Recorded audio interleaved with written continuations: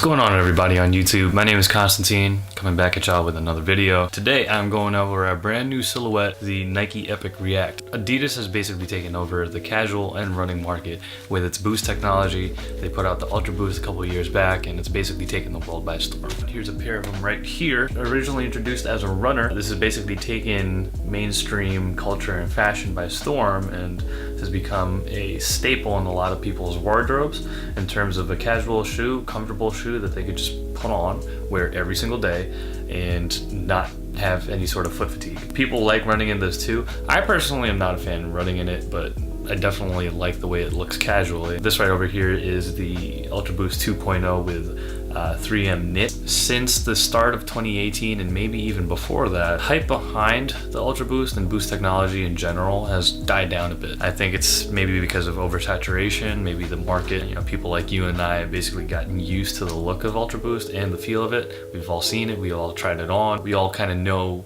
exactly what this product entails and what it provides to us. And they really haven't switched it up too much. They're on their 4th iteration of the Ultra Boost right now. Again, this is the 2.0. There's a 3.0 and 4.0 variant out where basically the midsole and the outsole, continental outsole, stays the same, but they changed the upper and the knit pattern looks completely different. The 4.0 being the latest one, meshing the 1.0 and 3.0 patterns pretty well, I believe. But yes, I'm gonna be introducing to you guys a brand new silhouette that Nike has introduced into the marketplace, and that is the Epic React Flyknit. Now, this shoe right over here is pretty amazing looking, if you ask me. This is essentially Nike's response to the Ultra Boost and Boost technology introduced by Adidas. It's a brand new foam cushioning technology, which is pretty light, pretty responsive. They basically market it as springs underneath balloons. That's how it's supposed to feel to you as you're actually walking in it or running in it. I'm not sure if it actually feels that way,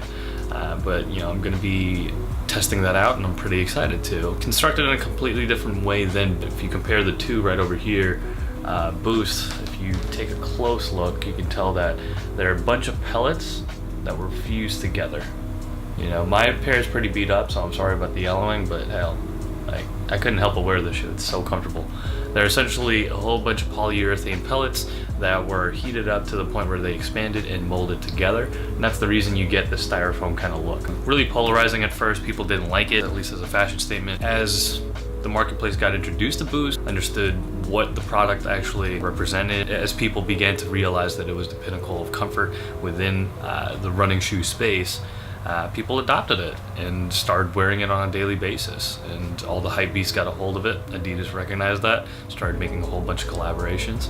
It's been a popular shoe. This is, again, Nike's response to that. Nike took inspiration from their existing silhouettes and wanted to create a brand new foam that was supposed to compete with Boost. Essentially, the upper looks like they took it off a Flyknit racer or trainer, and maybe even parts of the Vapor Max. Take a look right over here. It's very similar to the toe box on the Vapor Max. If you look at here, closer to the side panel, your Flyknit is a little stiffer to give the shoe a little bit more support. And here you have a stretchy variant of Flyknit towards the tongue to give a little bit more breathability and stretch and give you a one-to-one fit. Again, it looks like they took the Vapor Max upper and Flyknit racer upper, kind of meshed the two. They also gave you a little bit of a, what is this, like a suede covered polyurethane heel cup or heel counter, just to provide a little bit lateral stability when you're on your run. Here's the booty right over here. Back of the shoe looks very heavily influenced, I think on purpose, by the Ultra Boost. I mean, if you kind of sit the two together, you can tell that they both have that little protrusion of the back. And I think one of the reasons why this design, having a little protrusion towards the rear of the heel, is so popular, the reason why they implemented that kind of design into their shoe is to accommodate people of all running strides. Shoes that don't have this heel counter over here, they can be a little punishing to those who still heel strike, as in come down on their heel first when they're in their stride instead of landing on their toes. Yeah, if you land on your heels, you're a heel striker. Essentially, that's going to give you a whole ton of cushion, just like the Ultra Boost did. Of course, you still have the same kind of cushioning here at the forefoot, so if you toe strike, you can still land on your foot and you have a little bit of spring action with this meaty rear portion of the cushion. What do you guys think? I mean, I personally really dig the look of this shoe. That's why I picked it up. As you can tell, I had a Ultra Boost in 3M black colorway over here, and I was rocking that. This essentially I wanted to pick up so I can wear on the daily, rock to the gym, still be able to pull it off with an outfit if necessary. You know, just black and white, black and white. The sole here isn't exactly white though. It's more of this like very light gray, not a bone, but gray. I think it looks great, and this is definitely a daily driver type shoe. So I'm excited to try it out. I'm gonna be giving you guys a few more videos just to follow up and let you guys know my impression of actually running in them, what it's like to wear on a daily basis, and of course more comparisons with the Ultra Boost.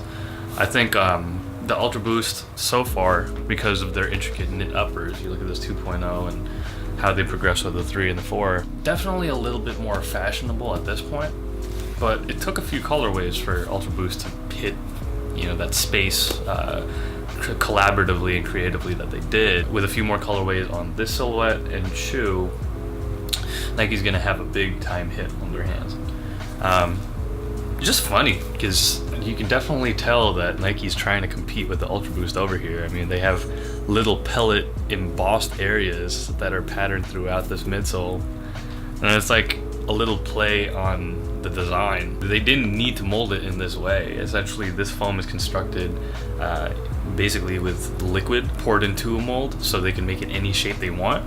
They didn't need to make it this way, but this is very heavily influenced by an Ultra Boost, I think, and even more so giving the impression that this shoe is designed to compete with the Ultra Boost. So yeah, tell me what you guys think. I mean, I really dig the sole, I really dig the shoe, and I'm going to be wearing them.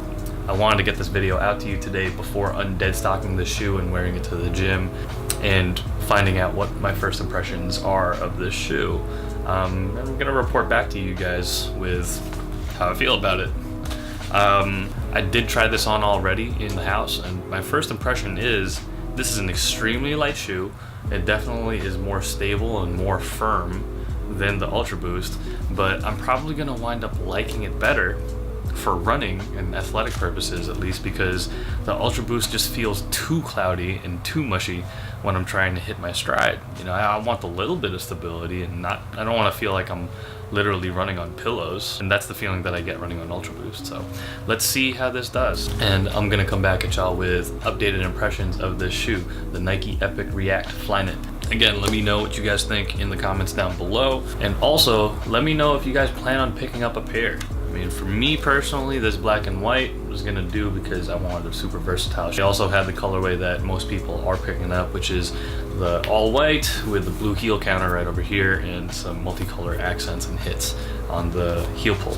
Yeah, and then they also have a triple black, and that basically has a blacked out mid, blacked out upper, and a little blue hit right over here below the heel counter. So let me know what you guys think, and if you plan on picking up a pair, I will come back at y'all with another video with updated impressions in the future. Till then, my name is Constantine. I am from Intricate Pulse. I am out of here. Peace.